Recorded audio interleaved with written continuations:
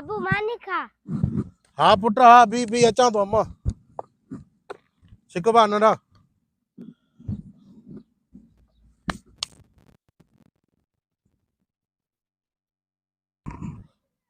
अच्छा अम्मा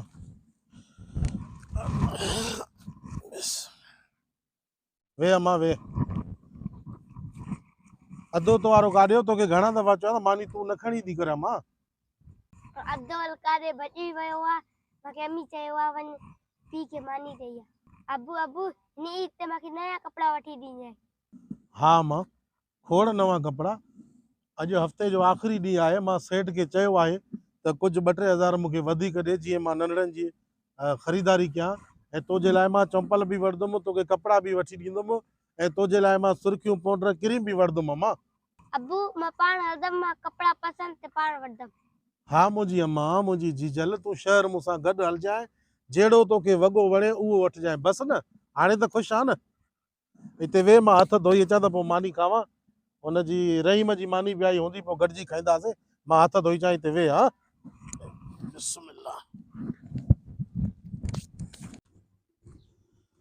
अस्सलाम वालेकुम सेठ। वालेकुम सलाम सेठ कमु पूरो थी वियो जी। जेको हिसाब किताब आहे मुंहिंजो हफ़्ते जो महिरबानी कयो ॿिए ॾींहुं ईद बि आहे 3 ॾींहं कुझु नंढड़नि जे लाइ ख़रीदारी बि करणी आहे। अच्छा ईअं आहे की तुंहिंजो कुल थिए पियो 3400 रुपयो 3400 में 2400 रुपयो वठी वियो आहे बाक़ी तुंहिंजो बचे थो 1000 रुपयो हे 1000 रुपयो वटि पंहिंजो वञी कमु कर। सेठ बिल्कुलु मुंहिंजी मज़ूरी 3400 बीहे थी पर हाणे 2400 मां अॻिले हफ़्ते में तोखां वरिता रोज़नि जे लाइ सामान वरितो हुयो हाणे ईद जे 2-3 ॾींहं पिया आहिनि ईद में नंढड़नि जे लाइ कुझु कपिड़ा वपड़ा वठा 2-3 हज़ार वधीक करे ॾे पोइ आस्ते आस्ते कम मूं कटिजांइ। यार अॻे बि तुंहिंजे मथां 15-20 हज़ार रुपयो बीठो आहे उहो बि करंदा उहो बि नथो लाहे सघे अञा ॿियो बि घुरे थो मूंखे ॻाल्हि इहा सम्झ नथी अचे। सेठ आस्ते आस्ते करे ॾींदोमांइ हाणे त मजबूरी आहे ईद मथां आहे नंढनि जे लाइ को कपिड़ा वठणा आहिनि को चंपल को सैंडल बसि महिरबानी करे यार अम्मा। मूंखे बि ईद आहे न ॿिया बि मज़ूर आहिनि घणा कमु करंदा 100 मज़ूर कमु करे थो हो काल बि कमु करंदा खरकार कमु करंदा कहिड़ी मज़ूरी कमु करे थो उन्हनि खे मां किथां ॾियां सिर्फ़ु तूं जे चवंदो मूंखे ॾे यार मां वटि बि गुंजाइश न आहे महिरबानी कर। ठीकु आहे सेठ।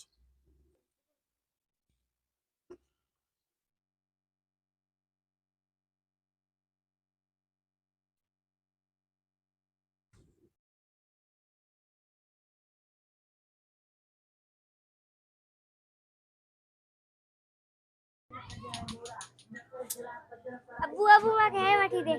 हे वठी जाए अम्मा। हां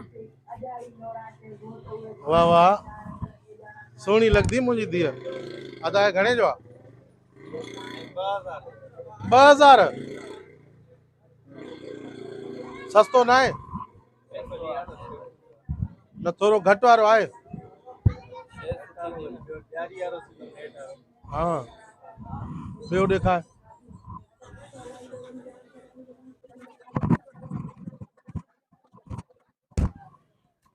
हे घणे आहे 800 रुपया अम्मा हे ॾिस ना ना अबू माके हे वठी दे हे वठी दे माके।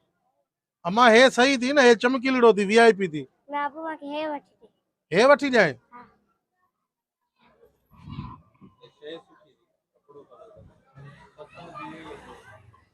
हिन में रियायत आहे सही अम्मा हो सही ना आहे ना ना अबू माके हे वठी दे। हे अम्मा महांगो आहे मां वटि पैसा ना घटि आहिनि ना अबू माके हे वारो वठी अदा हे वठ पोइ वठी था वञूं अचु घरों थी अचूं पोइ वठी था वञूं।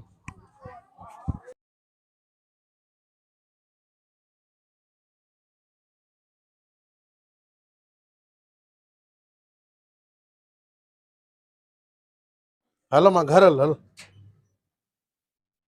घर वञ मां पोइ लटा वठी थो अचां वञ ना माके लट्टा वठी दे ना ना अम्मा तूं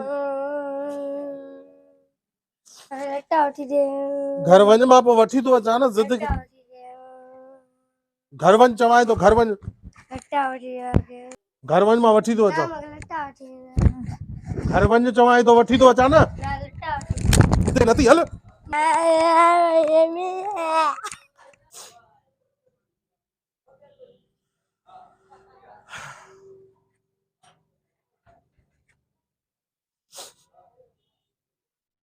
छा कयां मां?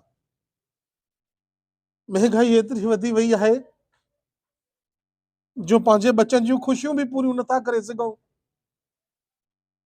जेकॾहिं वञूं था मज़ूरी ते त मज़ूरी कुल 700 रुपया आहे, जंहिंमां पेट बि पूरो नथो पली सघिजे। अॼु ईद जा ॾींहं आहिनि, हर कंहिंजा बचड़ा नवां कपिड़ा पाईंदा, चप्पल वठंदा, पर मां बदनसीब पी आहियां जो पंहिंजे बच्चनि खे ख़ुशियूं बि नथो ॾेई सघां, ख़ुशियूं बि नथो ॾेई सघां। या ख़ुदा तूं रहम कर असांजे हाल ते, त असांजे हिन पाकिस्तान सिंध मां महांगाई ख़तम थिए, हुकुमरान सुधरी वञनि, पंहिंजा पेट भरण जी बजाय अवाम जी ख़िदमत करनि, बेरोज़गारी ख़तम थिए, महांगाई ख़तम थिए, त ग़रीब माण्हू पंहिंजे 2 वेलनि जी मानी खाई सघे ऐं पंहिंजे बच्चनि खे के ईद जे ॾींहं के वॾे ॾींहं लटा कपिड़ा त वठी ॾेई सघे न। हाणे ही त ॿार आहे, इनखे कहिड़ी ख़बर त मुंहिंजे पीउ वटि पैसा आहिनि या न आहिनि, मां छा कयां?